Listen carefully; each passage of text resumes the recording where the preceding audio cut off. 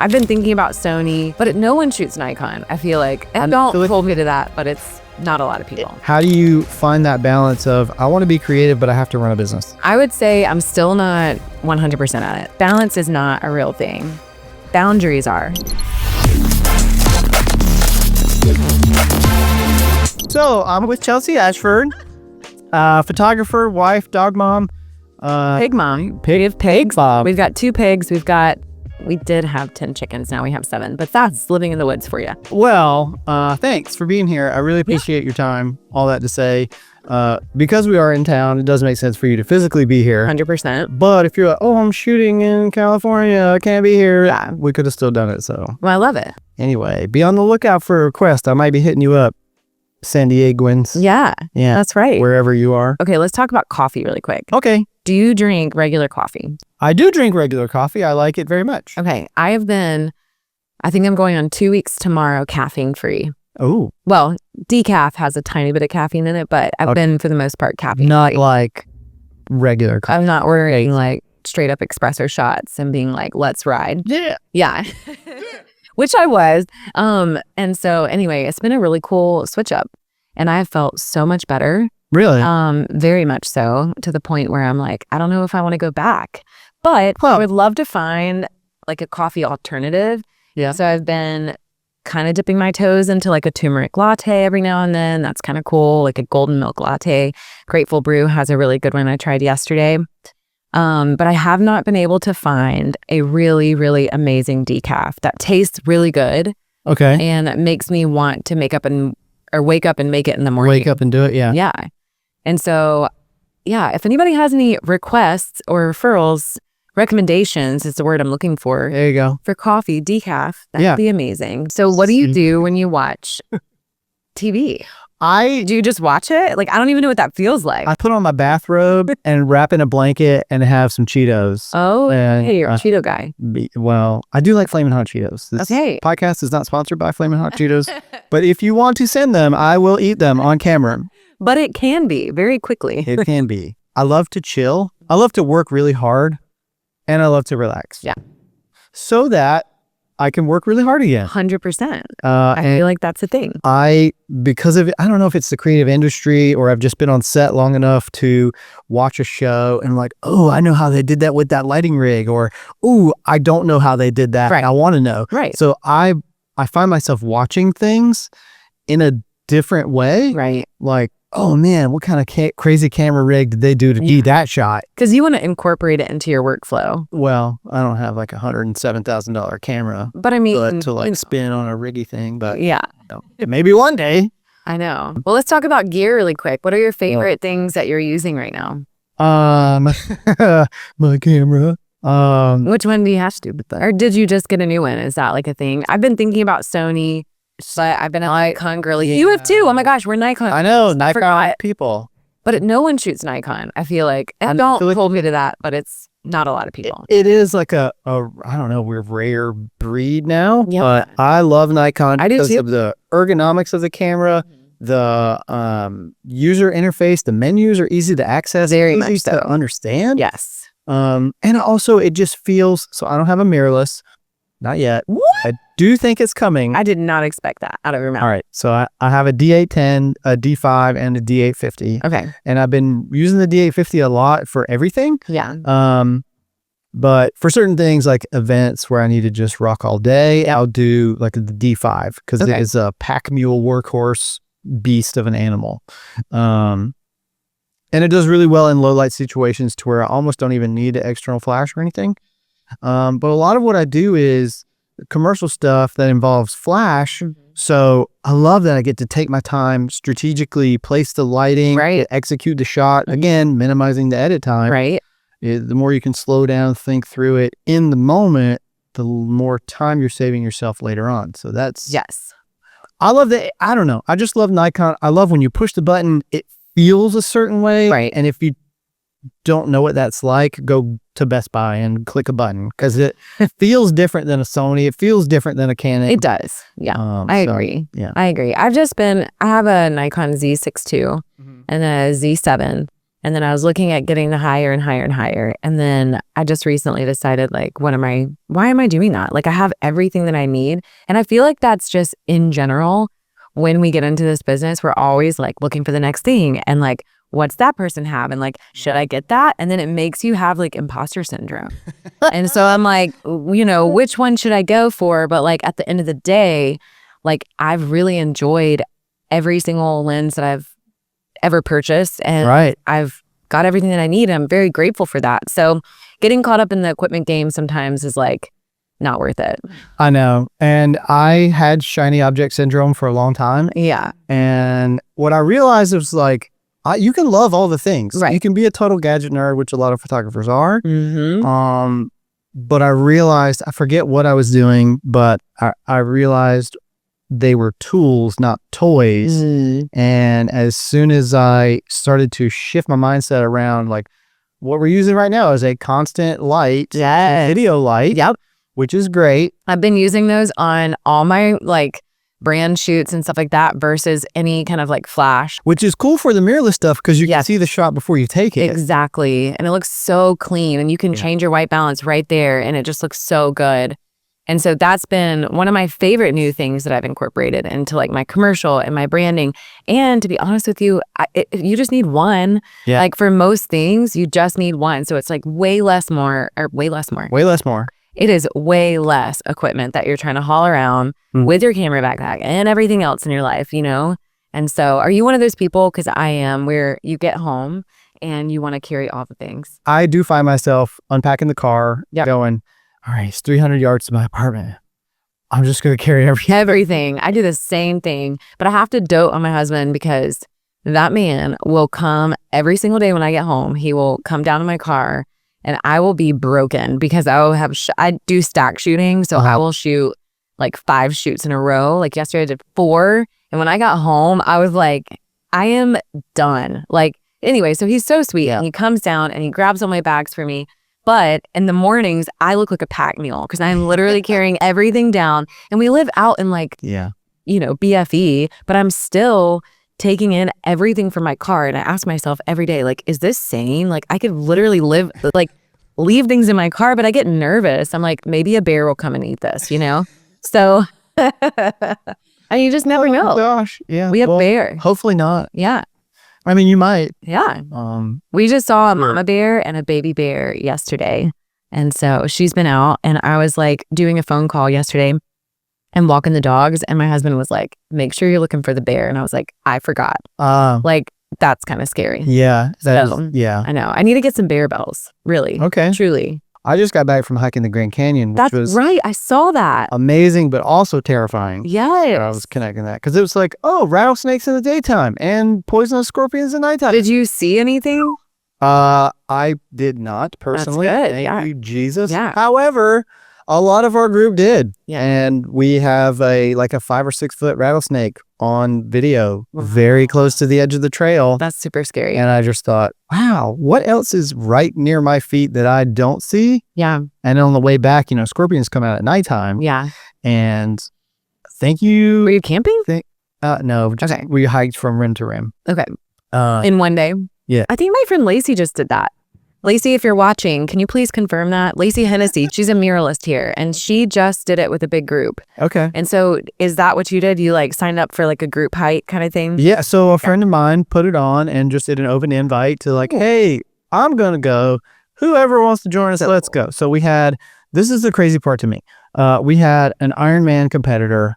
We had ex-Marine. We had a guy that's done Everest Base Camp. Oh, great. Ultra athlete. Not intimidating at all. No. All these people that are accustomed to doing really hard things. Right. And then you have me and some other people that are not ultra athletes or ex-military or, whatever. But I have been seeing you walking a lot. Is that why you're walking? Okay, yeah. Cool. So those guys I just mentioned, they all of them, after it was over, said it was one of the hardest things they have ever done. Really? And I thought, okay, my sense of pride and sense of accomplishment for walking out under my own power has just shot through the roof. Wow. Okay, so how many miles is it? I'm very curious. So rim to rim is just over 22 miles. Okay, in one day. In one day. And it took us, I don't know, 16-ish hours. And this is probably a really dumb question, but like, I don't know. Is it very, very, very hard? Like, would you say the inclines are miles long? Yeah, so you have switchbacks because you're going down a mountain. So you go here and then switch back and then switch back. And then it's a long flat and then another dip. It's just constant elevation change. So, and then you have to go back up, right? And then you have to go back the other side. Okay, yeah. The opposite of that. So training for it, I was doing some elevation, like Paris Mountain stuff, but a lot of the Swamp Rabbit Trail, just trying to get endurance on my feet. Yeah, get some miles in. And the thing I found very quickly was that the decline was harder for me than the incline on your knees, because it's much rougher on the joints. But thank you, Lord, I only had one blister out of the whole day. So did Lacey. You guys are twinning right now. That's wow.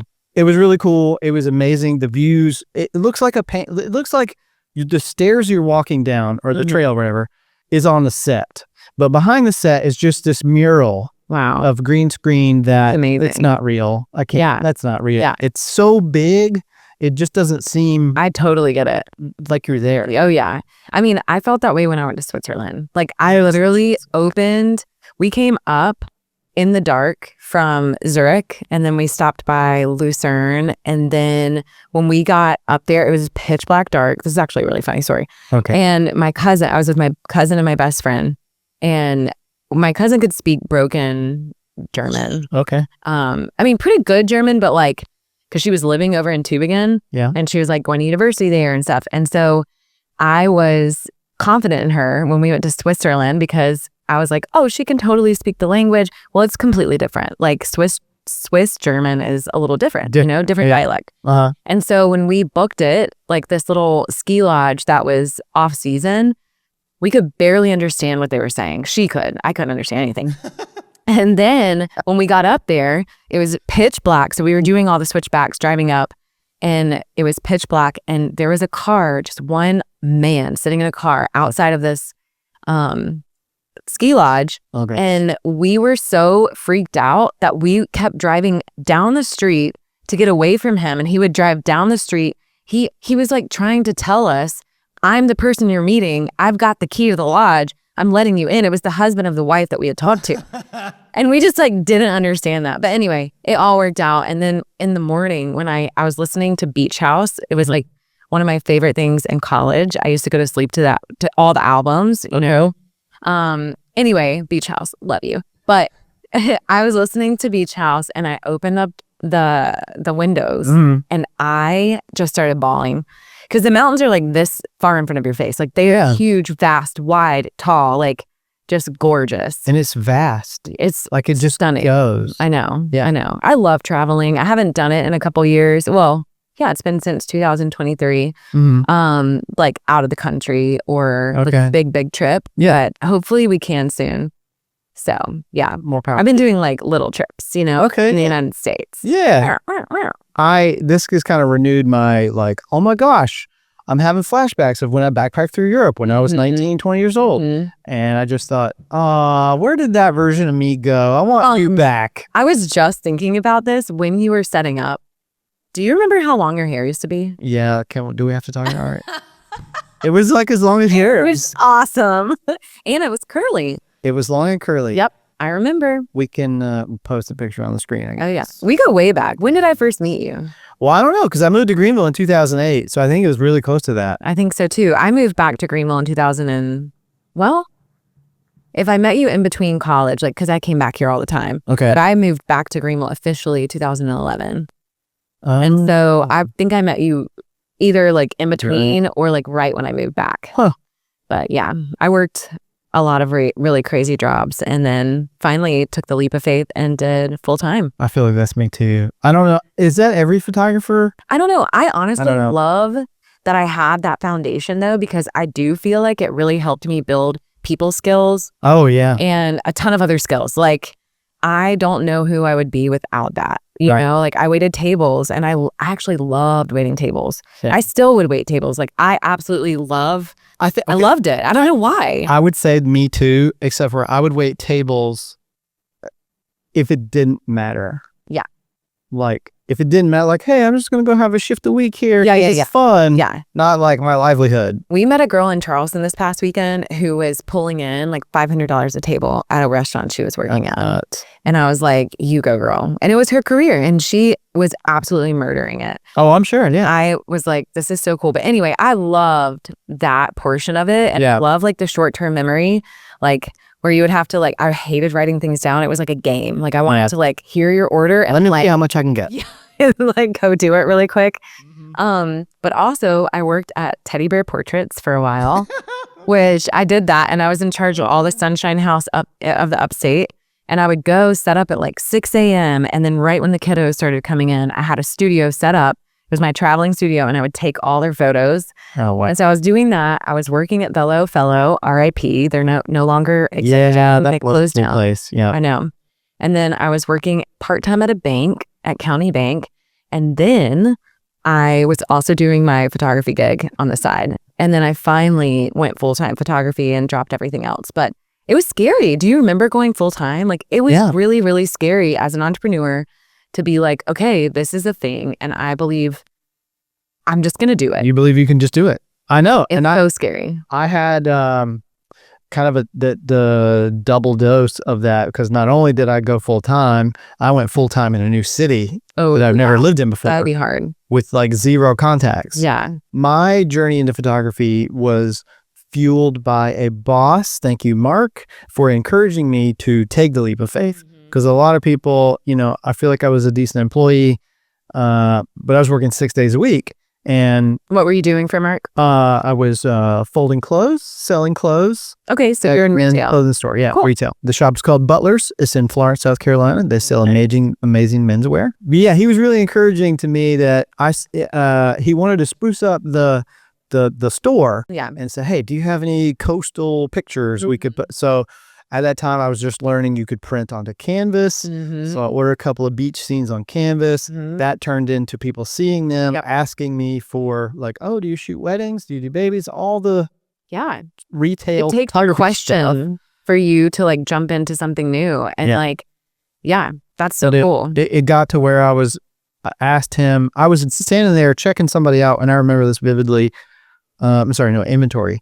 I was doing an inventory thing, and my thought was, if I wasn't doing inventory right now, I could be editing that picture. Oh, I had the same thoughts when I was working at the bank. Yeah. I was like, every day, sorry, County Bank, I would be like, if nobody was there, I would literally be scheming of like what, and I was budgeting so hardcore, like I had to allocate every single penny to go somewhere then. Like, And so I would like save as much as I could and then buy my lens that I wanted, you know? And it was just like, honestly, it was such a beautiful time. I look back at it and I'm like, the grind was so hard and it was so worth it. I just got chill bumps. I don't have any tissues here, so. Okay, I won't cry. Careful. I'm actually not a crier, but I'm like, is there something wrong with my... I know that about you. Yeah, I want to cry. Like I literally had this, I have this conversation a lot actually.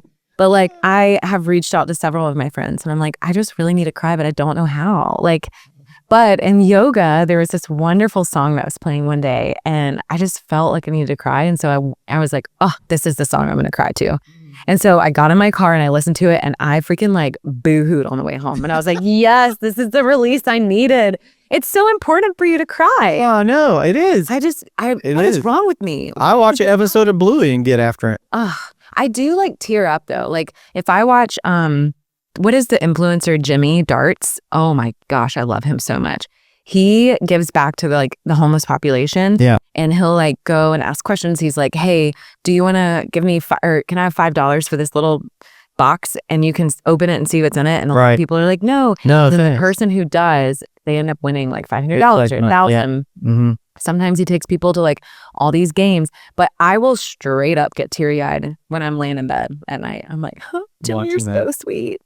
I know, and I've seen a couple of those things. I'm like, man, oh my gosh, why it's so easy to do that? Why don't I do that? I want to do it too. We should start that. It would be nuts. You have to have an entire like following that will give, right. because without giving, like there's no I know. fun. If all the followers, well, think about right now, I think I have like 6,000 something followers. Yeah. If all 6,000 of them donated $1 a month, then I could be like, cool, I've got $5,000 I can go blow on helping somebody. Yeah, that would be amazing. Yeah. So I mean, maybe with our powers combined, maybe let's start it. I know. I'm so into that. Like really though. That you just gave me a flashback of when we almost really did combine our powers to formulate a new business. I know. And then we didn't.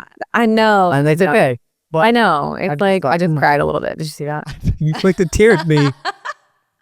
Landed on me. Oh, gosh. Hey, by the way, if you're just joining us, we are with Chelsey Ashford. I'm Spencer Stanton.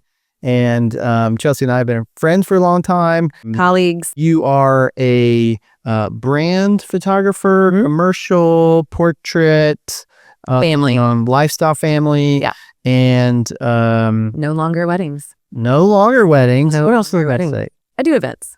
Yeah. And I do some editorial. Yeah. Yeah. I had a train of thought. Oh gosh, I ruined it. It's because I squirrel talk a lot. Well, me too. And I told, actually, in our one-on-one program, I was meeting yesterday, and I said, I'm really sorry that I just have this one squirrel in here, and it just keeps jumping from branch to branch.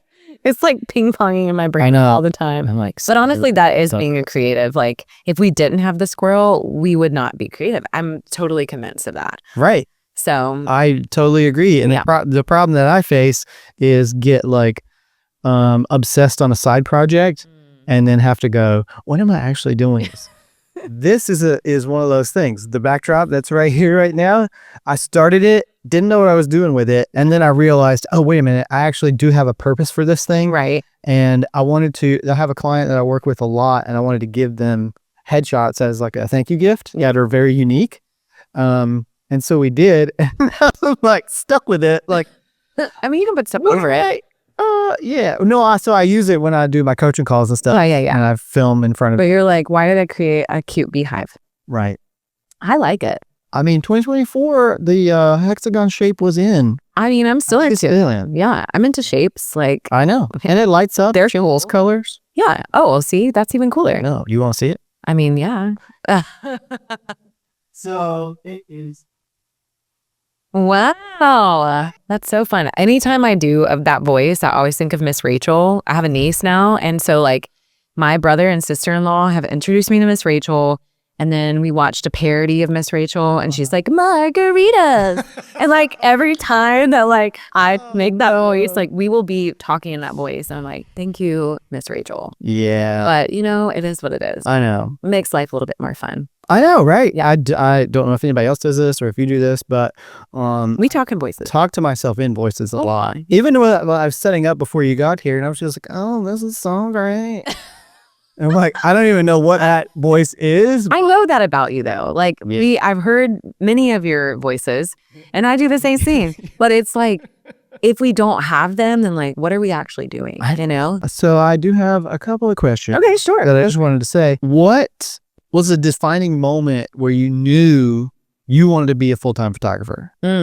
Can you like pinpoint one single thing? In college, I would probably say when I'm going to just talk about my professor and my mentor and the person who really like pushed me to be what I'm doing now. And so John Holloway, shout out. He's amazing. Truly. Absolutely wonderful, like OG. Can I talk more about him? I mean, he's amazing. I mean, sure. No, I'm just kidding. Hi, John. Hey, John, you're the best. Love your face. But he was like the biggest encourager for my business to start. So in college, my aha moment was like, I studied 35 millimeter black and white film.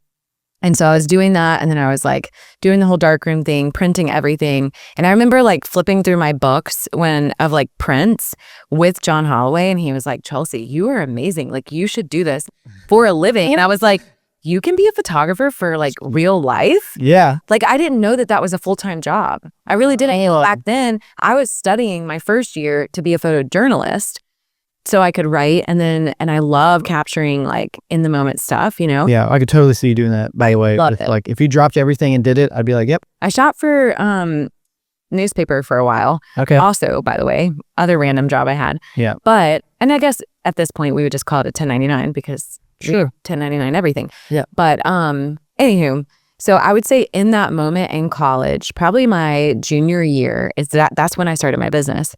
Okay. In 2009. And that was it with John Holloway. And he was like, girl, you got something. And I was like, really? Little old me? Okay, let's do it. So That's awesome. yeah, he's amazing. Truly. He's actually he lives in Greenwood and he's National Geographic published photographer. Oh, cool. And he has some of the most amazing raw photos of people. Oh, by the way, I just went to Charlotte to see Annie Leibovitz. Did I say it right? Sure. I always say it wrong. Mhm. Leibovitz. There it is. Annie Leibovitz. She is a famous photographer for Rolling Stones. Yeah. Do you know her? I mean, not personally. Well, do you know of her work? Yes, me and Annie. Yes, Yeah. we go way back.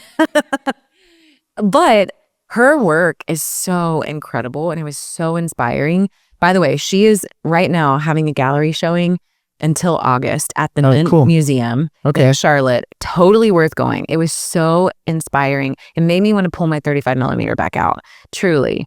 It is so good. But she reminds me, I mean, a little bit of a tether of John because she was shooting all of these raw photos of different people. She was going on tour with like all these different artists Oh, cool. and just getting people in their element. And she took the famous photo of Yoko and John Lennon. That photo of him curled up naked, laying with her with all her clothes on, and she's like this. That photo Annie took, and Is it on display? yes. Oh. And I didn't know this about that photo, but that's the day that he died. Oh, shoot. I just got chill bumps. I can't stop getting chill bumps. I think I had baby ones. Yeah. Oh, man. Yeah. That's nuts. I don't cry. I just get chill bumps. I know.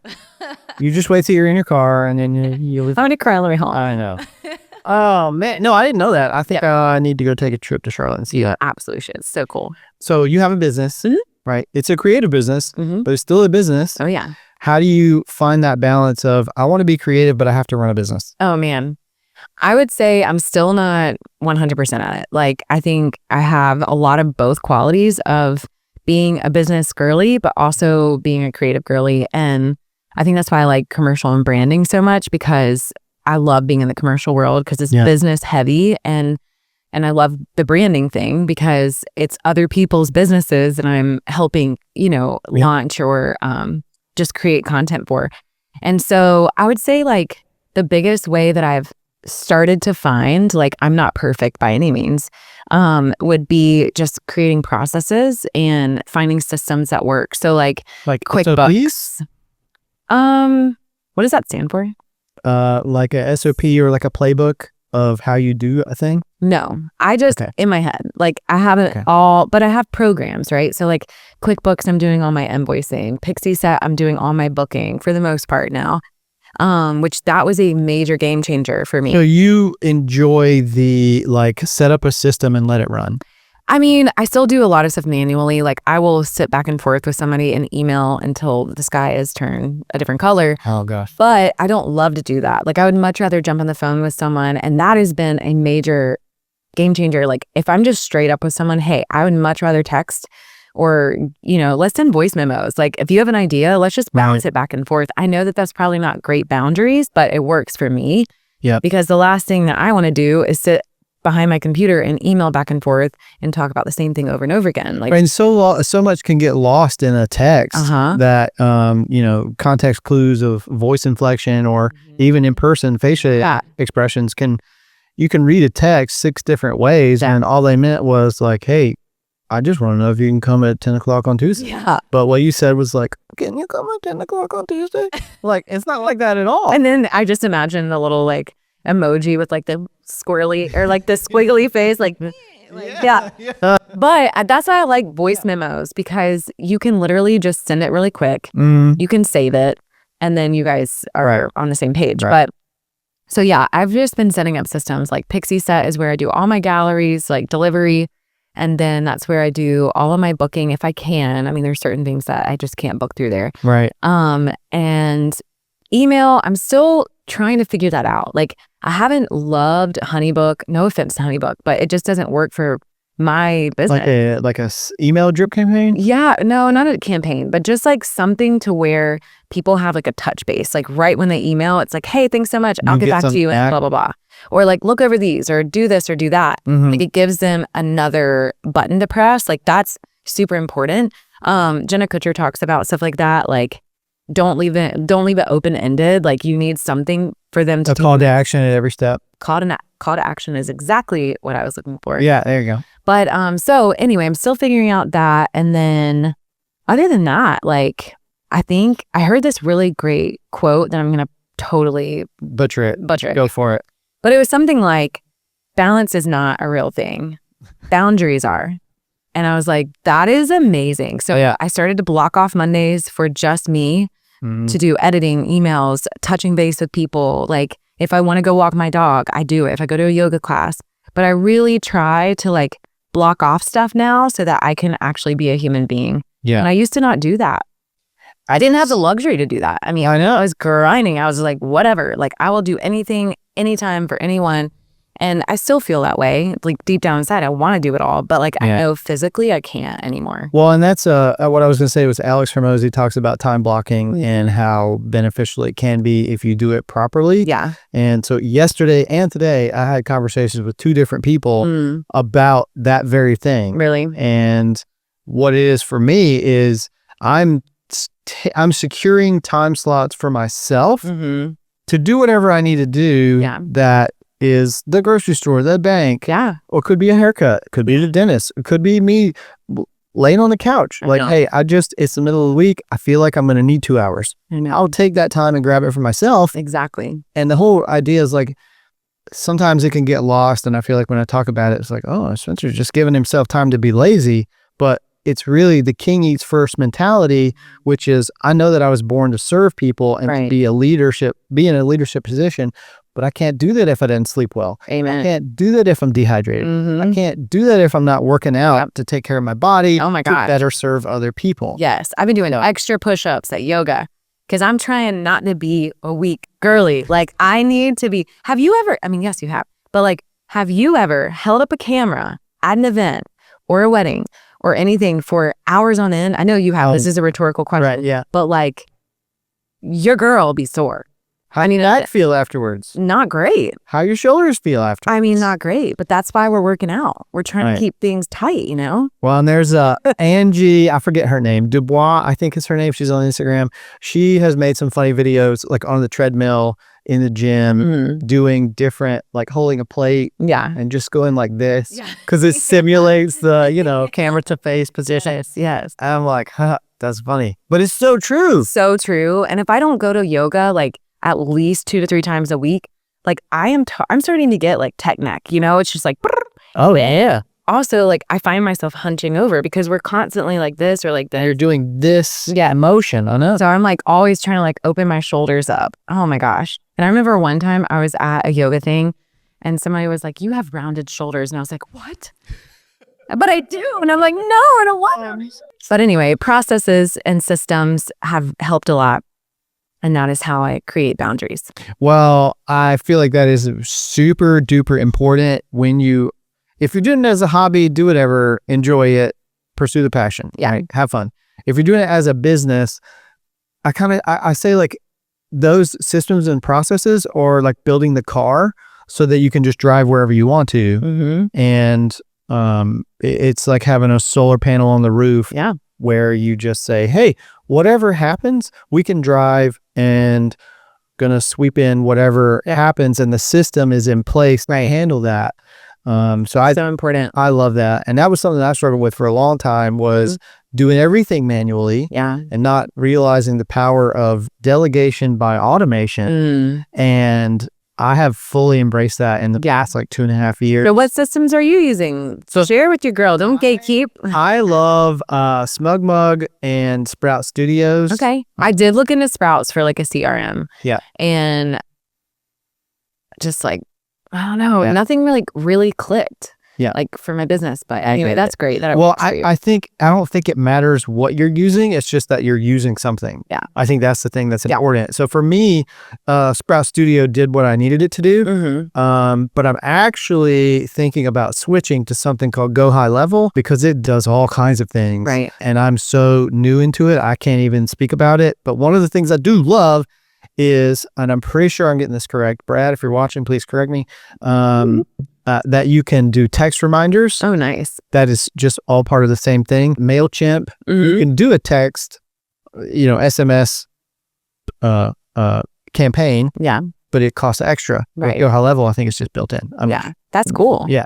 I feel like Pixie Set has really been the quick fix for me right now, because I can like basically book anything that I need on there. And they have these like, booking systems for mini sessions. So I do like spring mini sessions. I do summer flower minis, and then I do fall and Christmas. And I can go on there and like set it up really quickly, versus like I was doing Squarespace scheduling. Yeah. Which was a night. Acuity? Yes. Yeah. And listen, I'm sure they've fixed the bugs, but like it just took me forever. And then I was like, I'm not doing this right. Like then I would have to call my website guy and like, hey, can you like double check that I'm not just like absolutely ruining my life right now? Right. And well, that's the thing I love about Sprout is it's really easy to create an offering. Oh, cool. And then, so if you go to my website, there's a button that says like, you can click to book a chat, click to actually schedule an appointment. Oh, nice. Either way, you can build out how that funnel goes. Yeah.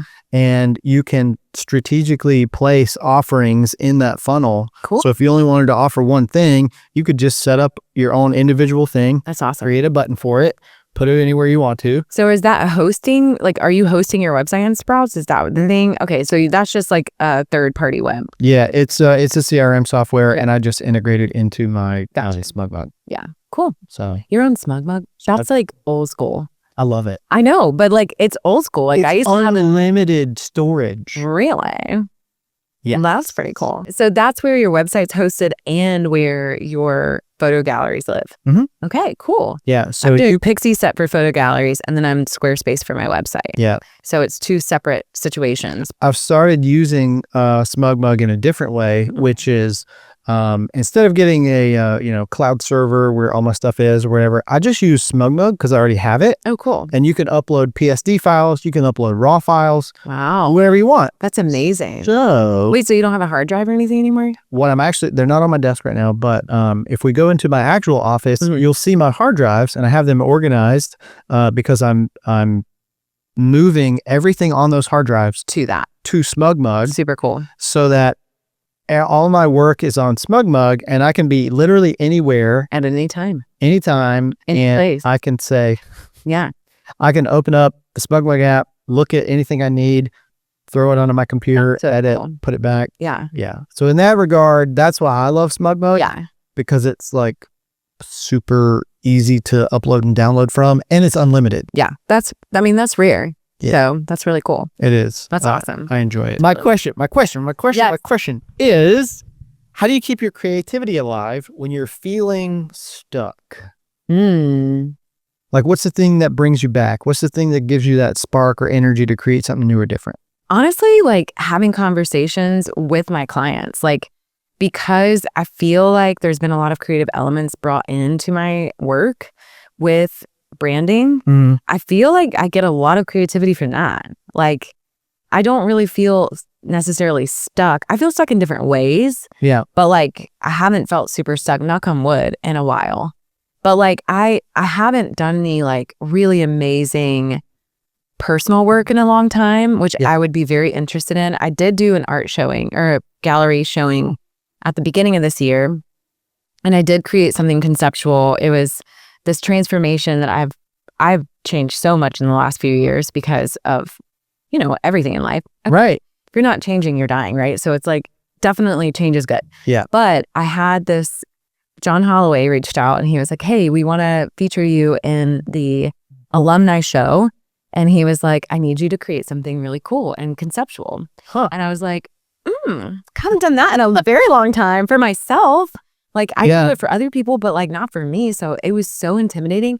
But once I let go of that, like, fear of not doing it right or like not being creative enough, things started to flow. And I started to think about, actually saw a butterfly clip and I was like, butterflies transform. Like, so I did this 3-part series of like how a butterfly would transform, but it was me. And it was like, it was really cool. This like clear curtain, a shower curtain, and I sprayed it. I had my friend Courtney help me. Thank you, Courtney.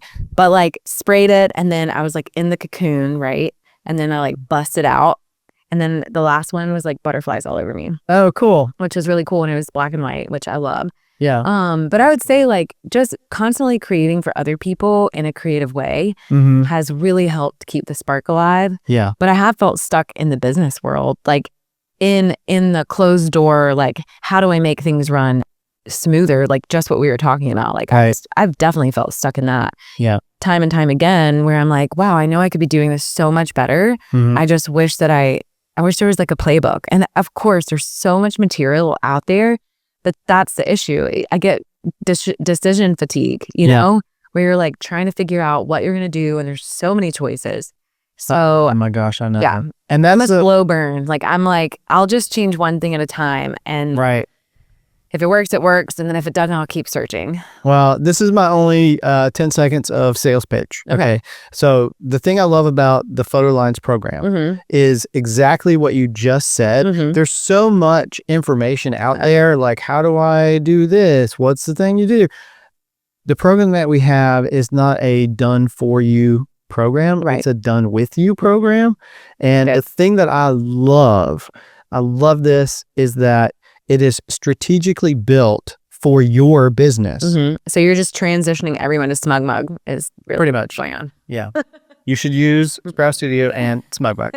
Step one. Okay. No, but the thing that I actually was thinking about this the other day, that I had a call and it was somebody feeling stuck in the business side of things, like doing a businessy thing. Yeah. And we worked through it in our hour call. And at the end of it, they said, I've never felt relief like this, because it allows me to now do 3 other things that I didn't think I could do before. That's great. And it hit me, I think I was eating breakfast, and I thought, the thing that really brings me joy and passion is helping other people find success. That's awesome. I love that. Yeah. And so that is what really brings me back to, like, when I feel tired, when I feel like I'm running on empty. That's your creative streak. Yeah. And then I have a coaching call where we get on the whiteboard. Yeah. We work it out. We fix the issue. Oh man. I love that too. I just do it for clients versus like other photographers. Yeah. I love that exactly, like problem solving. Like, how do we get your content to like make sense and convey your message? I feel like a lot of photography is just problem solving. It is. And it's like, how do we make this look cool? And then, but anyway, same thing, different thing. Outcome. Yeah, same thing, but different. Yeah. It's the same thing. Exactly. Yeah. Exactly. Well, we're about out of time. Okay, cool. So we're just going to have to do this again. Okay, well, let's do it. So if somebody wants to find out more about you, they want to look at your work, contact you for something, check out all the things. Yeah. Where do they go? What do they look at? So you can go to my Instagram, which is CMA, like Country Music Awards. And then my website is the same thing. It's cmaphoto.co, no M. And that's pretty much the 2 places that you can like get in touch with me and follow me and see what I'm doing. I do a lot of Instagram stories. And I've been doing some BTS like video stuff. Loving seeing that, by the way. Thank you. Yep. But yeah, so that's where you can find me. Thank you so much for having me on. It's been really cool to catch up. And I know we have so much more to talk about. But another time. Yeah. Thank you for your time today, and we will see you later. And you can tell the fans wherever you want, because I have to walk over to turn the camera.